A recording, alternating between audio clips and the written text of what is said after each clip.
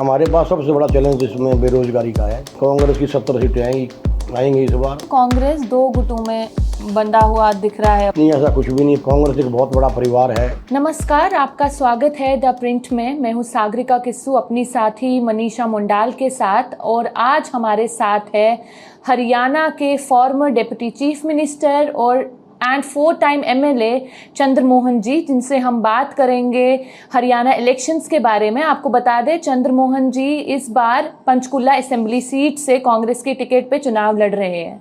आपका स्वागत है सर। धन्यवाद जी आपका। सर, मेरा सबसे पहला सवाल ये है कि कितने कॉन्फिडेंट हैं आप इस बारी के इलेक्शन प्रोस्पेक्ट्स को लेकर? देखिए, जब मैंने पहला चुनाव लड़ा था 93 में, तब मेरे फादर स्टेट के चीफ मिनिस्टर थे। उस समय जो मुझे रिस्पांस मिला, उससे भी बढ़िया रिस्पांस मुझे इस बार मिल रहा है। आप इसी बात से अंदाज़ा लगा सकते हैं। तो क्या क्या मुद्दे हैं जिस पे चंद्रमोहन इस बारी पंचकुला से लोगों से वोट मांग रहे हैं?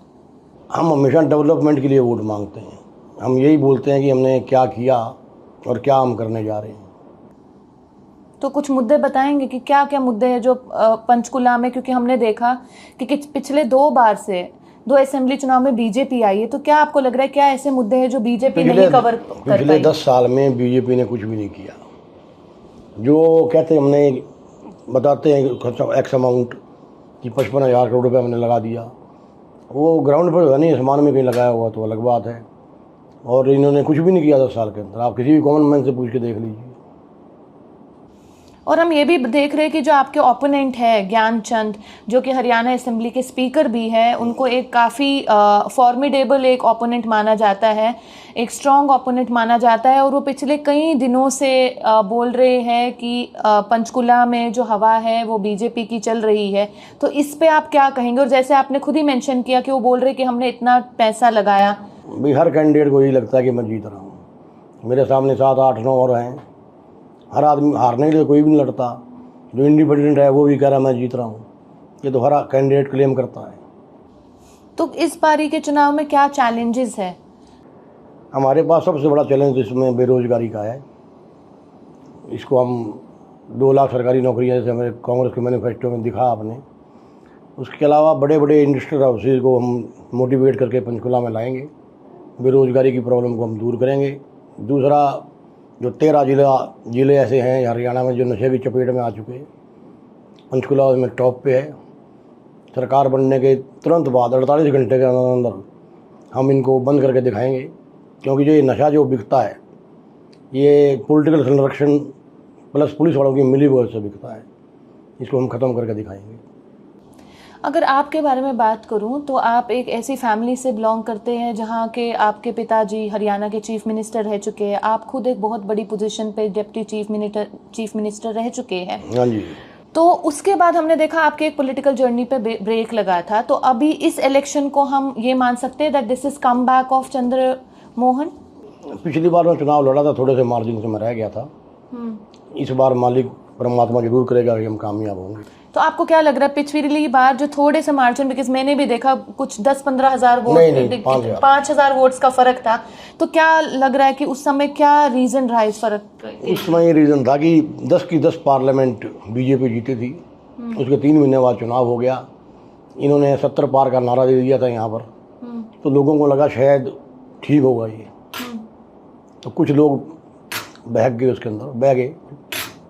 तो इस बार आपको लग रहा है कि लोगों को समझ आ गई है? 5 पार्लियामेंट जीते हैं ये और प्लस इन्होंने कुछ किया भी नहीं। या तो कुछ किया, उन्होंने कुछ भी नहीं किया। कांग्रेस की बात करें तो कांग्रेस 2 गुटों में बंटा हुआ दिख रहा है, अभी डिवाइडेड दिख रहा है।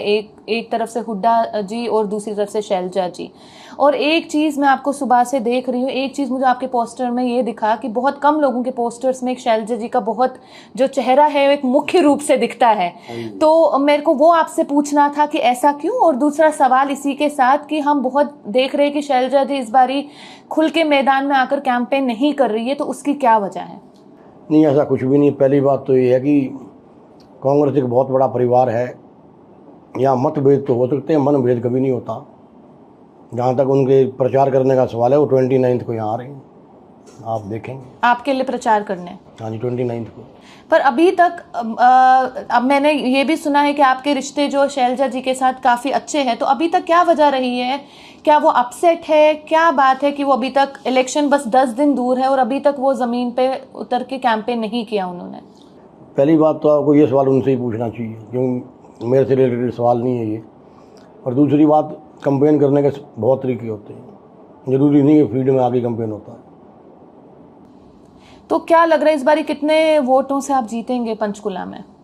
ये तो मैं कैसे बता सकता हूँ मैं कितने वोट से जीतूंगा। आप ग्राउंड पे हैं, हर रोज आप हर रोज कैंपेन कर रहे हैं, तो एक अंदाजा तो होता है हर अच्छे पॉलिटिशियन को। मार्जिन से जीतेंगे, मैं इतना कह सकता हूँ। क्या इस बारी आपको क्या लग रहा है, इस बारी हरियाणा में कांग्रेस की सरकार आएगी या नहीं? क्योंकि पहले सर्वे दिखा रहा था कि कांग्रेस बहुत अच्छी सर्वे सीट जो मर्जी लेगी। दिखाई जाए, कांग्रेस की 70 सीटें आएंगी इस बार। 15-17 सीटें बीजेपी की आएगी, 2-3 में बाकी सारे आ जाएंगे अदर्स।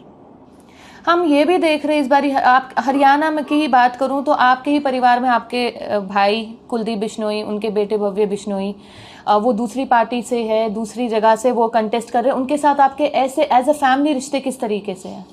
देखिए, तो हर आदमी की अपनी विचारधारा होती है कि वो कौन सी पार्टी में जाएंगे, कौन सी में नहीं जाएंगे। ये सिर्फ मेरे परिवार पे लागू नहीं होती, ऐसे बहुत फैमिली हैं ऐसी जो ये करती हैं। हाँ, निश्चित रूप से मैं अपने भाई को बहुत प्यार करता हूँ। Family, as a brother family हम इकट्ठे हैं। मेरा आखिरी सवाल आपसे, इस बार हम देख रहे हैं कि आपके इलेक्शन कैंपेन में आपकी बहू हो, आपके बेटे हो, आपकी वाइफ हो, सब लगे हुए हैं सुबह से शाम तक आपको जिताने के लिए। तो ये इसके बारे में कुछ कहिए। क्या प्लान किया था कि इस बारी फैमिली को लगना पड़ेगा आगे? आपका मीडिया सारा आपका फैमिली संभाल रही है? वैसे तो पूरा पंचकुला ही मेरा परिवार है, लेकिन आपने ये सवाल पूछा, नेचुरली मैं पिछली बार हारा तो दुख तो देखो होता ही है। तो अब इस बार फैमिली कह रही है कोई कसर नहीं छोड़नी हमने। प्लस इन्होंने पिछली बार जब मेरे साथ घूमे थे इन्होंने भी लोगों से वादे किए थे, तो इनसे भी लोग पूछते हैं जी हमारे वादे कब पूरे होंगे, तो अब जरूर पूरे करेंगे। इस पंचकुला की थोड़ी कास्ट डायनेमिक्स के बारे में बताएंगे? क्योंकि मैं कास्ट चीज़ों में बिलीव नहीं करता जी। नहीं, caste dynamics in the sense कि हम देख रहे हैं इधर पंजाबीज भी है, अग्रवाल भी है, अर्बन सेक्टर भी बहुत बड़ा ऐसा है, यहाँ पर हर कास्ट का और हर स्टेट का आदमी है। यहाँ यूपी के भी हैं, बिहार के भी हैं, तमिलनाडु के भी हैं, कर्नाटका के भी हैं, और सभी जाति के लोग यहाँ रहते हैं। और अगर आप जीत गए, आखिरी सवाल, क्या इस बार ही आप डिप्टी सीएम के लिए क्लेम करेंगे? मैं कभी कोई चीज़ क्लेम नहीं करता जी, परमात्मा मुझे अपने आप देता है। शुक्रिया बात करने के लिए। Thank you.